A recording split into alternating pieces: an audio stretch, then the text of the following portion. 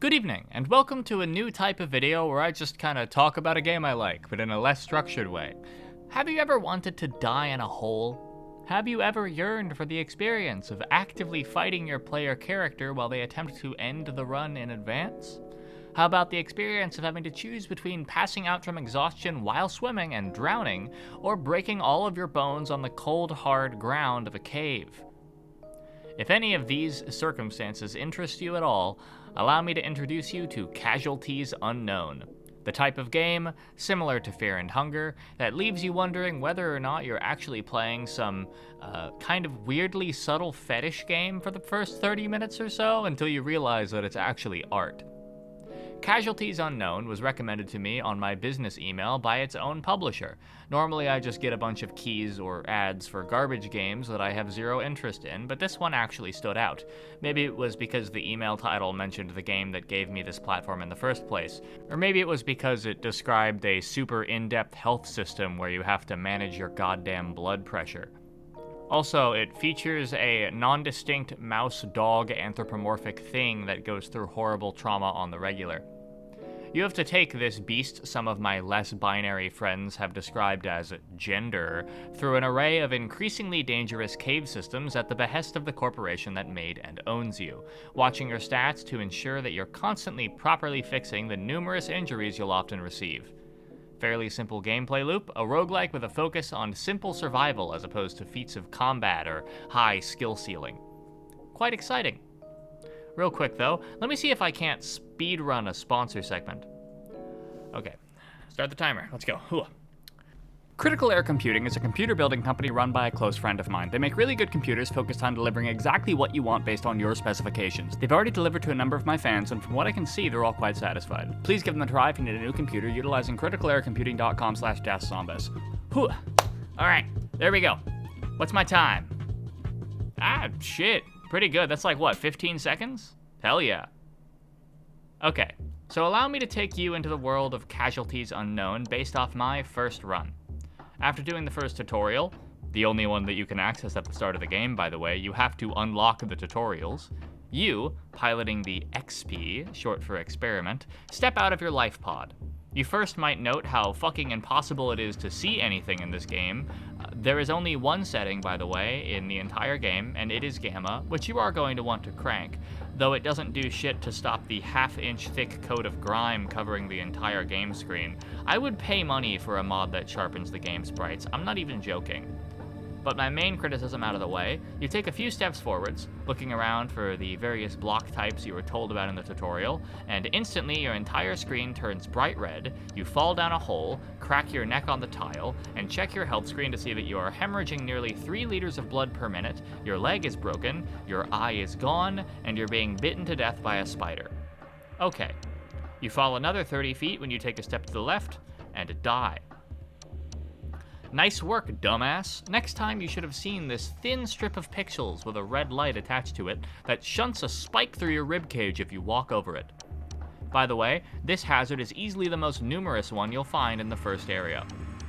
Now, knowing what I do now, I can rather easily avoid the spike traps. They have a big red light on them. The only time I get caught by them is when I tumble into them after getting hit by another threat or taking a rough fall. Doesn't mean near the start I didn't get hit by them fucking constantly though. Luckily, they do give you a really good opportunity to learn, under staggering amounts of pressure, the main draw of this game. The incredibly in-depth medical system. I vividly remember pulling glass shards out of my XP's foot while I bled to death staring forwards at a guy offering me free bandages that I didn't know how to get. If only I had known that you can actually bandage a wound before you remove the shrapnel that caused it. Of course. How silly of me to assume otherwise. The tutorials do a pretty good job of informing you how to fix yourself, especially the medical tutorial. Shame I can't access it until I get past the first layer, but let me go through it.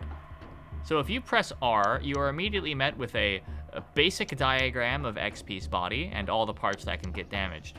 You're also met with this fucking thing, which I'm fairly certain details the generational curse I'm going to suffer after disturbing the tomb of the pharaoh, but in reality this is the main way the game displays important information to you. You couldn't have done it any better than this? There weren't any other drafts. Okay, man. Well, I'm not going to explain anything in depth. Just keep in mind that listed on this, you have to keep track of your blood total, blood pressure, heart rate, breathing rate, stamina, temperature, food, water, pain, exhaustion, oxygen, carry weight, body weight, resistance to infections, limb health, limb strength, depression, radiation, and total overall health. It's really not that bad. An entirely sane amount of things to keep track of. Now, most of this admittedly doesn't really matter. The most important things are your blood stuff, your pain, food, water, and heart rate. Basically the same stuff that you'd have to track as a person. If you're dying of something, it's usually going to be affecting, if not directly caused by, at least one of those values. While I'm on the topic, let me talk about another thing this game does. There's a stat system. As your run progresses, your XP will get slowly better at surviving things, or digging things, or moving around. Simple as. The most times that you'll see this usually pop up is when you're dying horribly and you get the very helpful pop-up that your resilience has just leveled up. But the most important one that I want to talk about here is the intelligence stat. If it's low, which it will be at the very start, your XP will oftentimes be too stupid to know whatever esoteric drug they're looking at. This can range from high-tech scientific equipment like gravity-modifying bags to unique medication like anticoagulants which can help to ward off a stroke, or auto pumps that can keep you alive and kicking even after your organs stop working. So if you know these from the heart, you can really make use of them. If you don't, you might be told by your chat what they do in the most confusing way, which might end up with you consuming a mushtail, which is apparently a very potent sleep aid. I'm certain it's very useful as a way to get your XP to rest up when they're otherwise in too much pain to do so. But I only know that this is a sleep aid because I took it when I was standing in water and drowned. Now, Casualties Unknown has many experiences similar to this. If you don't have encyclopedic knowledge of this game, you'll probably find yourself performing the classic pharmaceutical gamble of hoping that this medication in this dosage will stop the growing blood clot in your lungs as opposed to actually being the cause of said blood clot. More often than not, you'll be consuming things with the simple hope that they'll keep you alive and maybe even benefit you if you're lucky, and sometimes it'll work. Other times, you'll drink from a suspiciously unmarked can, expecting a scrummy soda beverage, and instead end up drinking the juice that causes you to die in agony, then proceeding to die in agony with your pain meter literally maxed out. I still don't know what the fuck was in that can. Okay, now I've explained the basic setup to you. Let me explain how a run that doesn't end in 2 minutes should ideally go. You start out by exiting the life pod. Welcome to the gravel lands. It's fairly basic and rather monotonous. Just a bunch of gravel, plants, spiders sometimes, and of course the aforementioned military machinery that will shunt 2-meter long spikes through your ribcage and concussive landmines which will stun lock you and break every bone in your body. This area is the death of many runs, and mostly relies on what you end up finding here. Unless you're crazy enough to get good at the crafting system and can leave this area with everything you'll need for a good run, for the most part, you'll be looking to leave this area with a good digging tool, lots of storage, and some spare food and water at most, as well as some meds to ward off the dangers that lurk ahead. The plants here serve a number of uses, be that the antibiotic glow plants, the tasteful and plentiful geofruit, or the mush arms, which can be used as makeshift bandages. Utilizing plants to repair wounds where more potent medicine would be wasted is a really good way to ensure that you have enough medication for the more intense injuries that you'll be getting later down the line.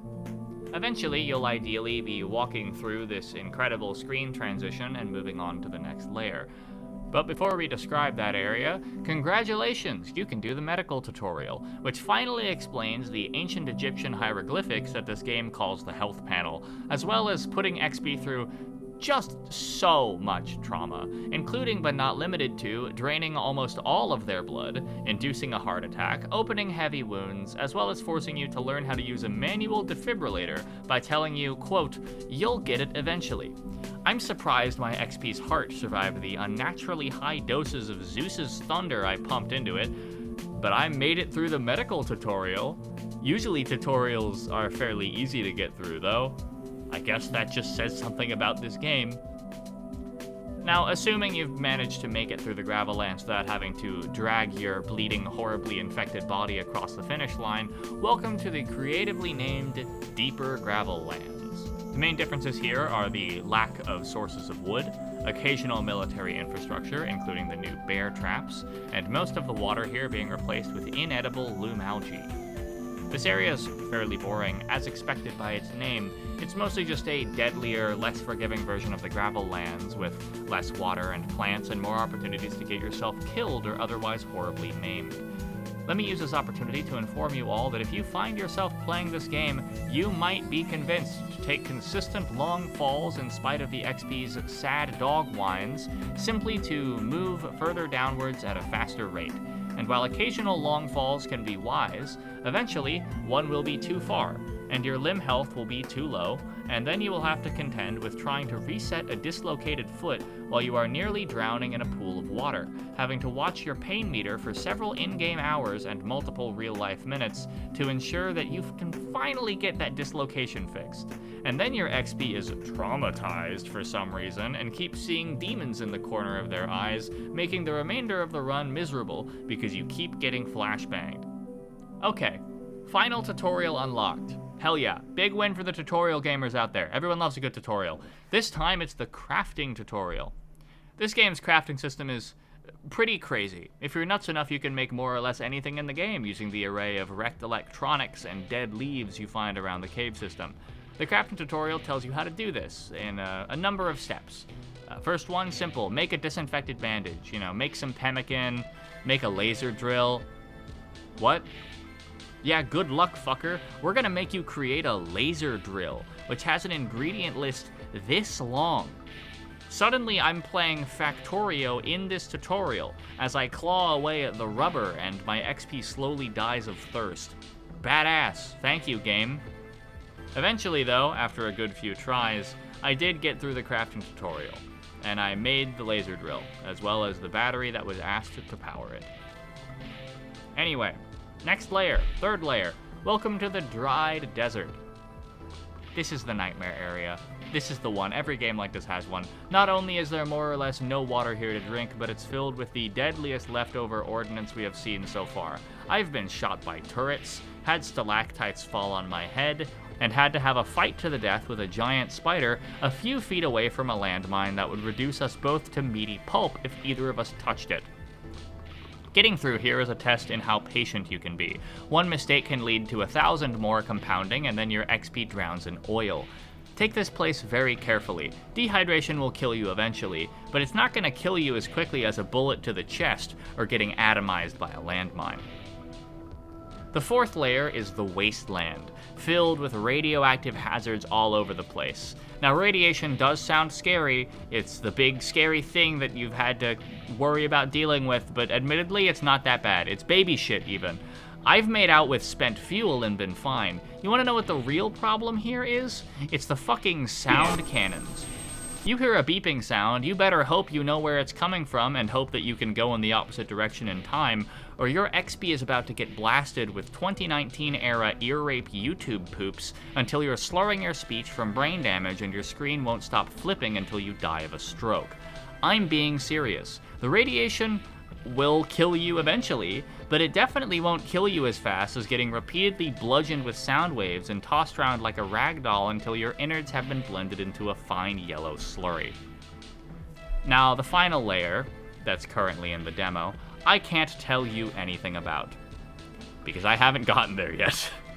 I can tell you that I don't want to spoil you, but I also don't know what it looks like, and I don't want to spoil myself, because I'm going to be streaming this game for at least a few more sessions until I stop thinking about it, and I think my reaction to that place is best saved for then.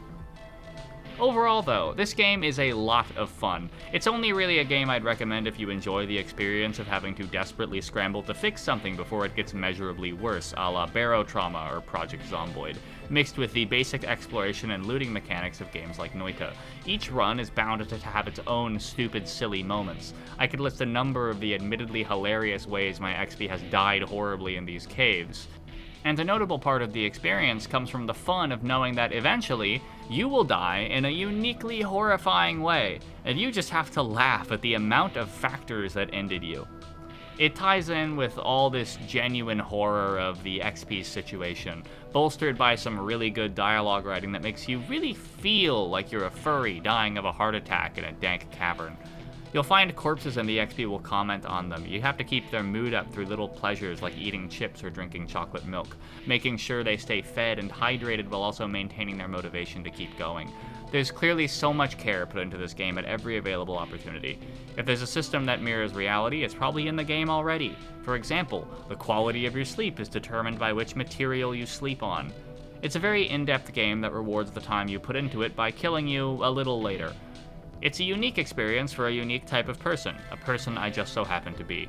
But before I end the video, I want to shout out my patrons, specifically the $15 tier, who have the pleasure of getting their names written on my bod.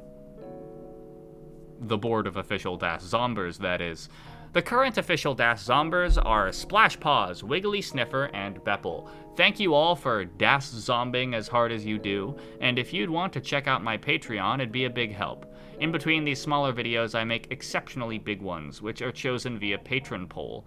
If you want to support me financially and have a say in what videos come out when, please take a look there. But that's all for today. Tune in soon, I'll be streaming more Casualties Unknown to hopefully make it deeper next time. This time for sure. I'll see you then. Bye-bye.